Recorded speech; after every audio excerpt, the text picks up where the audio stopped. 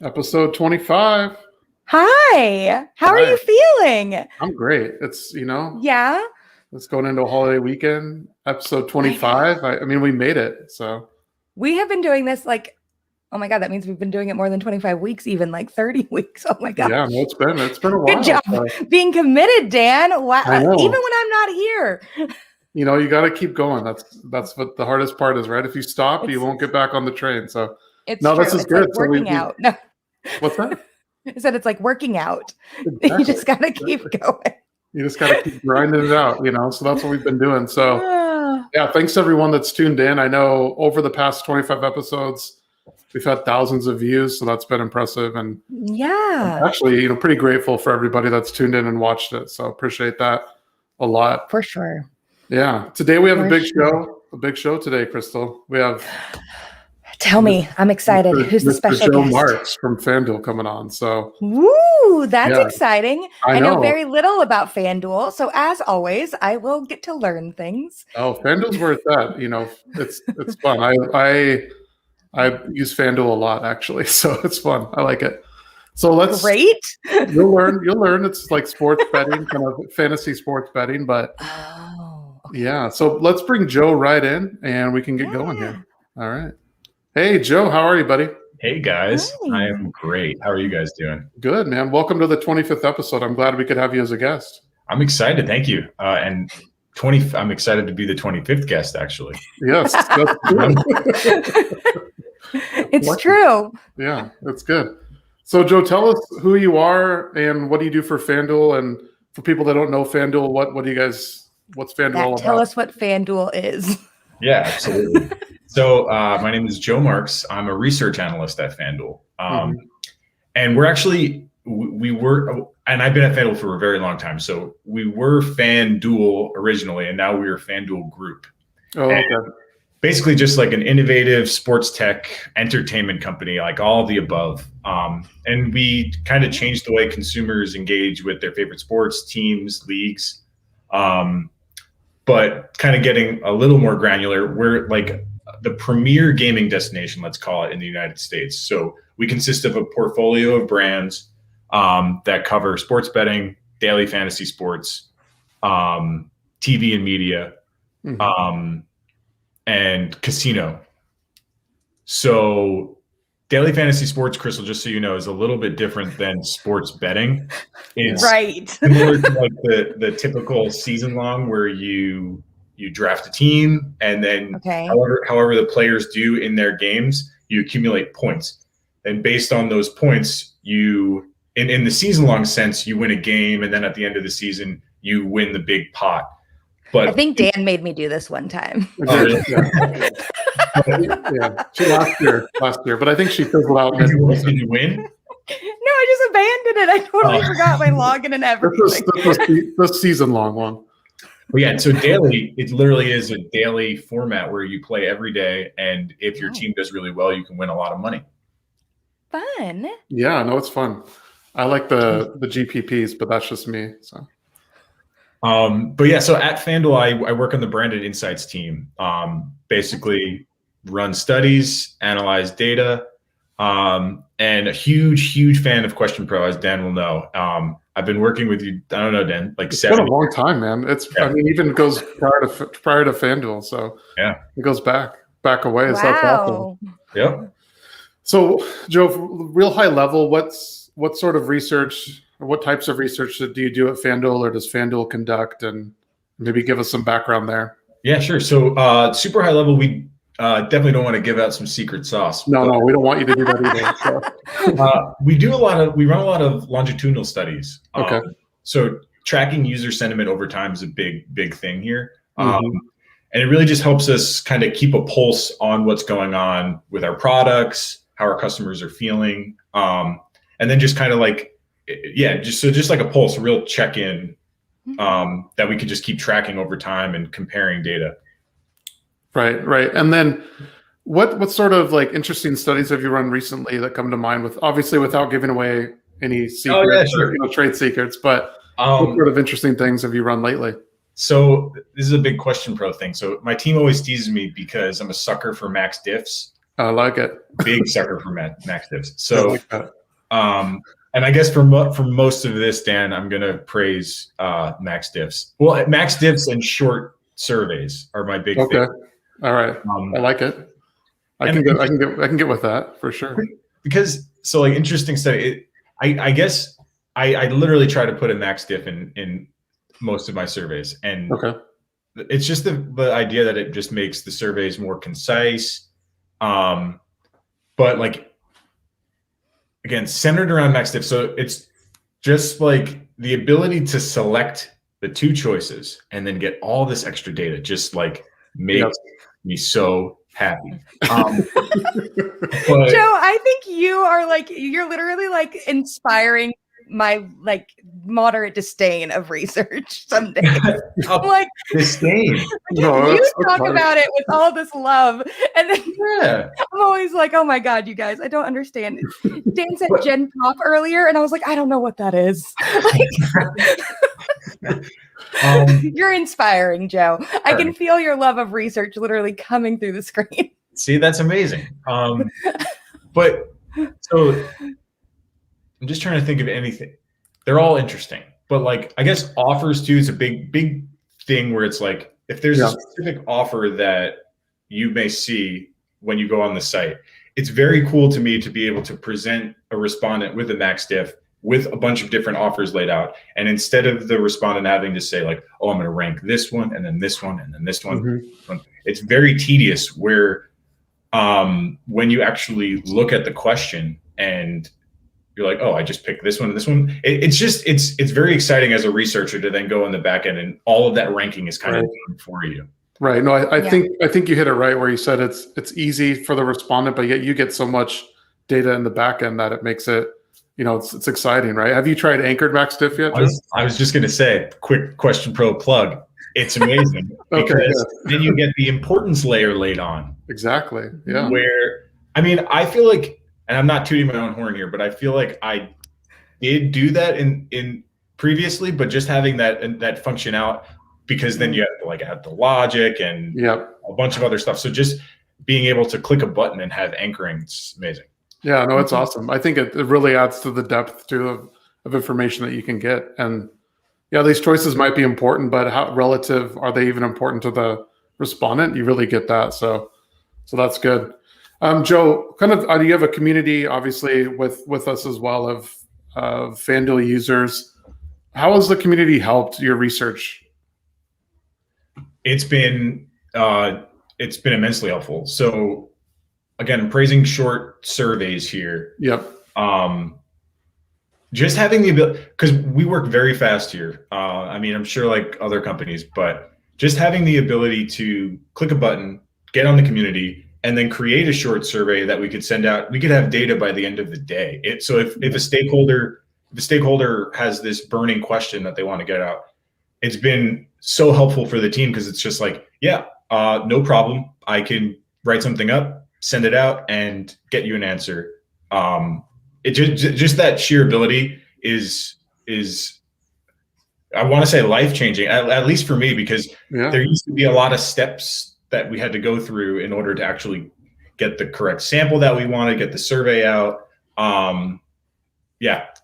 Life-changing. Well, that's good. I know it's real quick. Agile, I think, is a buzzword, right, that everybody uses, but I think that's definitely true. And then what sort of, in general, like research trends, what do you see coming up in the research world? Obviously, a lot has changed. I know the pandemic pushed a lot of researchers to do things that they normally didn't do, right? So kind of put them out of their comfort zone. But do you see like once, getting out of the pandemic, hopefully, sometime soon, someone told me that like Stephen Krause, who's a frequent guest and on the Clubhouse chatting with me, he said that, one of his podcast guests said that 2020 is going to be like an 18-month year, right? So if you do that, we're in month 15 of 2020, right? Yeah. So, but let's say 2020 is over in another 3 months, let's say, going off this 18-month year calendar. What do you see? What trends are coming up in the research world? What do you think is going to be emerging? I'd love to get your thoughts on that. So I have, and I don't know about emerging, but my common theme here is that I think shorter surveys, at least for me and our company, are here to stay. Because I feel like for a long time, we were trying to do these long, really researchy projects and studies. Yeah. Where I feel like now, and maybe it's the impact that the community has had, and things that I've read about just people, and especially in the pandemic, it's like if you have these short, bite-sized things, you may be like, even someone that may not be interested in taking a survey, if something is really, really brief, succinct, I feel like it just makes everything, it makes you, it even makes sampling better, that you get kind of respondents that you may not normally get. But yeah, shorter surveys are here to stay. I think that's the kind of trend that I started seeing and acted on, and I'm definitely going to keep doing going forward. Yeah, no, I think that makes sense. Oh, go ahead, Crystal. No, I was going to ask you. You said you made a comment about how the longer surveys felt more researchy, or at least felt to you like they were more researchy as the distributor. Yep. But to the respondents, either I would say that they don't notice it either way. It's like, to them, it's like, oh, it's just a long survey. Do you think that kind of like what we were supposed to do in the research world kind of held people back from doing those shorter surveys? I do. So like, even when you actually like look at the fall off data, where it's like you look at someone that clicks and starts taking, and then you actually see see it through and see the completion rate, then you're like, what is it? What's the, and like sometimes for me, it's like, was it that ranking question? Like, I feel like lots of times, if there's a poor completion rate, that kind of bugs me, that I'm just like, well, what was it? How could I kind of adapt and change to get that completion rate up? And I think that's a good point. I think also the longer surveys, once you get towards the end, how much is that respondent still paying attention? Are they engaged? The shorter surveys, I think, like a lot of things in our society, it's quick, it's instant, and it gets through. Joe, it also speaks to what you were talking about, where sort of like the speed to insights, right? Like, how quickly can I get the data back? And the shorter surveys definitely help out with that, right? For sure. Not 10 to 12 minutes, but 5 to 10 minutes in that range, I think. Definitely. And it's not like the data is any more valuable in a longer, like, it's not like it's like, well, a longer survey is more researchy and the shorter ones are not. It's just like they're the same questions. So it's not like the research is valued differently. Sure. But also for me, and as Dan mentioned earlier, we were working together when I used to work for a slot machine company before FanDuel. And yeah, and it's just interesting when you tailor the survey to the audience, especially now that if the core group is generally males, it's just interesting when you're able to create that kind of survey and like kind of create a rapport and a relationship with them just through your questions, where it's just like, I guess like just tailoring it that way, having it short, being like, hey, take this quick survey, it'll really help us out. Like, that's been something that I've also been interested in and trying to like impact with, is just like try to make this as not researchy as possible, and the completion rate kind of goes up. Yeah. Kind of being more authentic. Exactly. Like, yeah. I love that. That's good. That's good. And then Joe, I have a couple questions. I'm just curious, what percentage of FanDuel players are male versus female? Is it heavily skews male, or do you have some? What percentage is female that you guys know of? Off the top of my head, I'm not sure. Yeah, I'm just curious. Definitely skews heavily male. Yeah, obviously. Yeah. And then in the research that you do, are you targeting more like advanced FanDuel users or intermediate? Or does it run the gamut just depending on the types of studies? Gen Pop. Yeah. Gen Pop. All right. I don't know what that means. I'm assuming it means general population. There you go. See, but then I was like, we're not talking. Never mind what I thought in my head. That's probably not. I was like, so just Gen Pop then, huh? Yeah, for the most part, yeah. Oh, got it. Well, there's a few things, Joe, that after this, let's connect. I think I can help you out with even getting data quicker with some of the instant answer product that we have. And then also, so fun, Joe. Yeah, it's really fun. I'll show you that in another. I think I'll definitely go over that with you. And then I want to show you this new live cast question type as well that we have. So cool. Yeah. So fun. It's more on the qualitative side, but I think it might be interesting for some of the work that you do. Is that going to be another tool that I'm going to be obsessed with, like Max Diff? Probably. I don't know if it'll reach Max Diff status, but it'll get close, I'm obsessed with instant answers. I used it. I fielded a question on what kind of mattress I should buy this week. Yeah, it's quick. It's quick. That's incredible. Well, I mean, conjoint too. Conjoints were my first love, and then Max Diffs has usurped them. Yeah, I agree with that. Max Diffs are easy, right? And you get the data, like you said, is so rich. It makes it really, really impactful. Yeah. Awesome. Well, hey, Joe, thanks so much for joining the show today and appreciate your time. And we'll definitely be in touch. Appreciate it. Of course. Thank you guys for having me. All right. See you, man. Talk to you later. Bye. I wanted to be like, my favorite question type is multiple choice. You don't want to be like that. Come on. I know I'm not allowed anymore.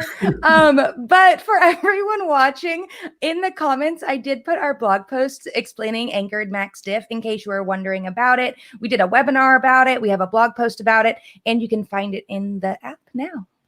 Awesome. Yeah. Awesome. Great. Well, we have a few more things coming up, Crystal. So let's get to it here. Let's get to it. There's going to be an Easter quiz/survey that we'll see if you know the answers to, okay? Oh, is this another one of those where I don't know the options? No, you will. No, you'll know the options, and you'll get what most of what people have said too. So great. All right. But first, I want to go as seen on Twitter. So this, if you can read it, I think you should be able to. Yes. So I'll go over this. So what I like is the comment that Adam mentioned here. 1,200 years of data is such a flex. I thought that made me laugh. But this is around cherry blossom dates in Japan going back to 812 AD. So more than 112. That's crazy. Of data, right? So I just like that he said 1,200 years of data is such a flex. I thought that was fun. So, that's awesome. Yeah, and then is it the first bloom? Or yeah, peak so this is the peak bloom on March 26th was the earliest ever recorded. So this is kind of going along with climate change, and the cherry blossoms are. Yeah, that's what I was curious about. Yeah. So pretty interesting that they have that, going back that far. But. That is a flex, and it's super cool. Right. That's what I thought too. So let's see what else we got here. And then, we started out the first episode with what in the name of research. Figured we had to bring it back for this one here. So this one I thought was interesting because, the scale was obviously off. And, how easy was your whole order process? A 0 was no way. A 5 was you bet. I have no idea what this means. This is not how you want to do it. So I think. Are we ordering again?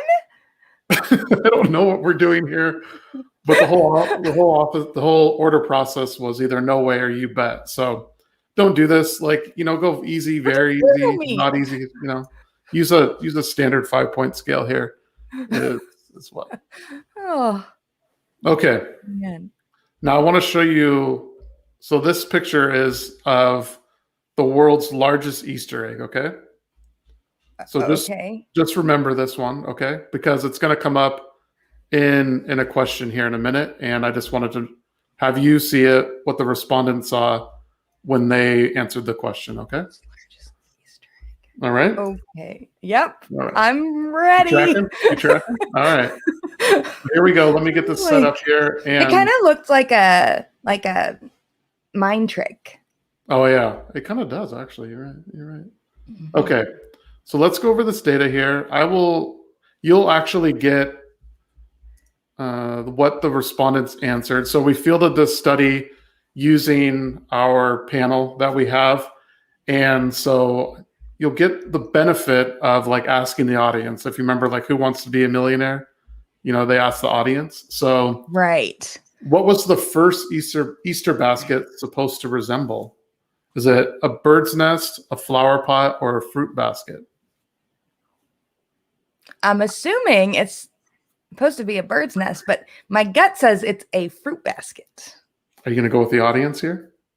No, I'm going to go with fruit basket. Ooh, it's actually it's a bird's nest.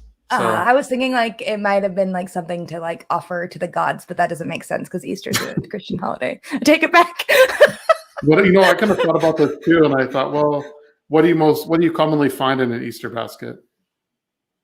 Snacks. Eggs. Oh, there you go. I like how much snacks. Obviously. Snacks. Yeah, I guess there are snacks. Okay, next one. What is an Easter egg supposed to symbolize? Oh, God. Is it fertility, hope, rebirth? I'm going to go with the audience on this one. Rebirth. You are correct. Rebirth is the correct answer here. All right. Approximately how many chocolate Easter bunnies are produced each year? Is it 90 million, 60 million, 30 million? So for the audience, pretty close between 60 and 90, yeah. 42%, 41%. You know, it's a 30 million difference. I'm going to say 90 because consumerism. You would be correct at 90 million. I was like, people do love their Easter candy. They do. All right. So marshmallow peeps. All right. They're so weird. Yeah, they are. I agree with that. Are sold based on sales. Which color of peeps are most popular? Probably yellow. The like original. Yellow's. I'm going to go with yellow. Yellow's the correct answer. We did an Easter egg hunt one time, and a squirrel like popped open one of the fake Easter eggs and ate a peep, and then we found him dead later. Well, that's not good. I know. I was like mowing, and I was like, there he is. I usually find Easter eggs that we didn't find. Like I'll find them later on that are just. Oh yeah, we always found them because our grandma would put money in some of them. So you could never risk. You could never risk not finding it. Yeah, you got to find those quarters and change. Oh no, she put a 20 in one of them, and that was like we would go as fast as we could into that yard looking for those. Yeah, that's interesting. I would definitely look for the $20 bill. Right? No. All right, so where did the tradition of the Easter Bunny originate? Was it Queen Victoria shared it? A marketing ploy by a French department store, or among German Lutherans? People were really confident in the German Lutherans here. Almost 50% said that. It's kind of, marketing ploy by a French department store was the second one, and then Queen Victoria was the last, the 22%. Yeah. I mean, the insides of me in my advertising degree want to say department store because that's where we got don't mess with Texas and blondes have more fun. We're all just advertising campaigns turned national treasures. But I'm gonna go with the populace on this because that seems like an odd answer that I guess I just didn't know. And that is the correct answer. Yeah. They're right. I was surprised. I didn't know this actually. So I'm gonna have to Google that later. Yeah. I'd like me some fun facts. Yeah, that's definitely a fun thing. All right. Which meat is traditionally associated with Easter? Is it lamb, rabbit, or chicken? You didn't put ham on here? It wasn't the question. Did you write these or did you steal them from somewhere? I will not reveal my source. I guess lamb. I mean, we ate ham, but I think that's because my mom wasn't very good at cooking lamb. No, but we eat ham too. So I think ham is more but I think back, this is going back in time. Oh, this is vintage. Yeah. Rabbit's good. I've eaten rabbit several times. Okay, let's go with lamb. Okay. Lamb is the correct answer. Okay. All right. So remember that Lamb of God thing, I guess. Yeah, that's it. I think. I don't know. So remember the picture that I showed you, okay? So the respondent saw that picture. Canada. So in which country will you find that Easter egg? Is it the United States, Scotland, or Canada? It's the world's largest Easter egg. I would have said Russia because I was thinking the zoop zoop zoops. Oh yeah. The dolls things. No, but they have eggs too. Oh, they do? Yeah. Haven't you ever seen like a heist movie? Okay, never mind. I'm going to say Scotland because Canada. Yeah. So Canada is the correct answer. Oh, that's a bummer. Yeah, it is Canada. So they're pretty close. Mark said Scotland too. See, I stand by this. I mean, you can data point of 2. Feel free to fact check. I don't know the validity of this quiz that I found, but I'm pretty Where sure at in Canada? Can we go to it? I think it's in Alberta. Okay. So you could go to it, but it might be a bit of a drive or a flight. Just a wee. Yeah. All right. So this is the last question. What do Australians use to symbolize Easter instead of a rabbit? Is it a koala, a bilby, or a kangaroo? That's so fun. So I don't know. Any of them I would be happy with besides a rabbit. You know, the Easter koala and the Easter kangaroo are there. So that's so cute. Or is it the bilby? I don't know what that is. What's it look like? Is it like a rabbit? I'll Google it. Let's go with the bilby. The bilby is the correct answer. Oh. So it is a rabbit kind of rodent-like looking creature. Yeah. But I looked this up because I was curious myself. And there's only like 600 to 800 left, I think, in Australia. Aww. So that's kind of, I think that's what I saw on Google. So I know Google is always right. The lesser bilby became extinct, and now only the greater bilby survives. See? So look it up. It's kind of interesting. But apparently that's what they use to symbolize Easter instead of a rabbit. If it's so, yeah. So what? Oh, no, nothing. I was just thinking about like a lucky rabbit's foot and if that somehow derived from all of that, but that was just my brain. It might be. I'm not sure. So that was the Easter trivia, Easter quiz. I love that. That was fun trivia. What kind of interesting things. I tried to pick ones that maybe people didn't know, but actually our panel knew a lot of those answers. So they did. Yeah. They did. The quality of our panel is always more surprising than probably the things I know. It's not just like I would not be good at this. Not just Gen Pop either. No, not just Gen. All right. Well, that's the show for today. I don't know. Do we have anything else? Any announcements? Anything? Are we all set?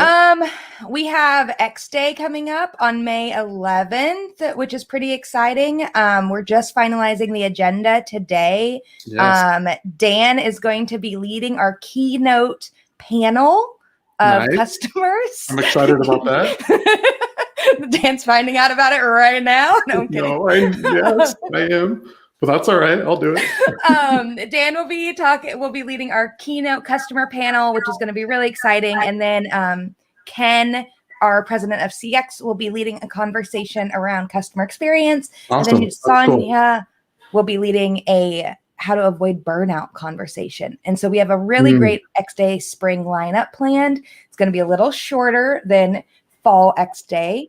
And I have already made a list of some clutch prizes that you're going to be able to win throughout the day.